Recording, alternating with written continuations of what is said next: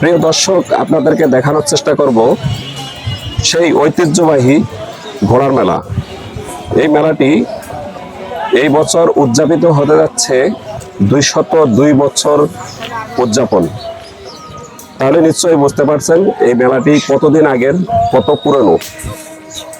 এই মেলাটির অবস্থান দিনাজপুরের ফুলবাড়ী উপজেলা আলাদিপুর ইউনিয়নের মেলাবাড়ি পুরাতন চিন্তামন এই জায়গাটির নাম ধরা হয়।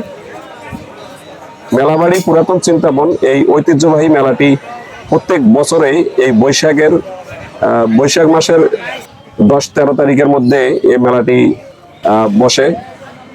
এখানে দেশের বিভিন্ন জেলা থেকে এখানে যারা ঘোড়া আহরি এবং ঘোড়া যারা ক্রয় বিক্রয় করেন তারা কিন্তু এই মেলাটিতে এসে ঘোড়া ক্রয় বিক্রয় করেন। দেশের বিভিন্ন জেলা থেকে আসে।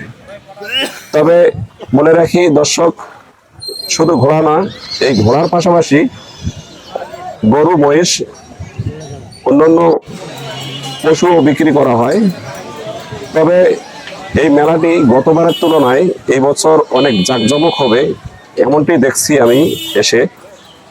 অনেক বাচ্চাদের জন্য বিনোদনের অনেক জিনিস এসেছে, বাচ্চারাও এখানে আসতেছে, আনন্দ উপভোগ করছেন।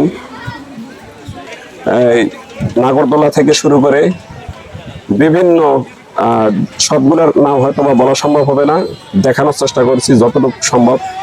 এখানে দেখতে পাচ্ছেন যে এই পুতুল নাচ থেকে শুরু করে এক কথায় সব ধরনের জিনিস এখানে এসেছে। এখানে বাচ্চারা দেখছেন যে এখানে খেলছে, আনন্দ উপভোগ করছেন।